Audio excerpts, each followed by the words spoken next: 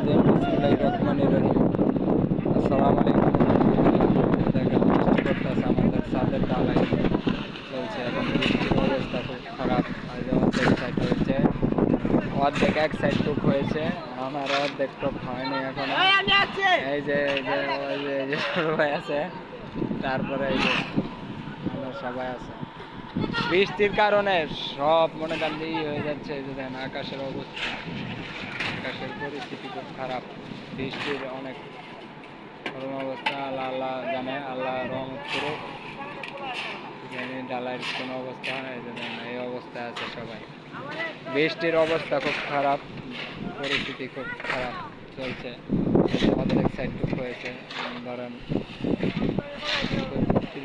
3500 অর্ধেক হয়েছে, আর অর্ধেক বাকি আছে, বেশি অর্ধেক আর কি বাকি আছে। বিম ঢালা হয়েছে বাকিটুকু। আসসালামু আলাইকুম রহমতুল্লাহ।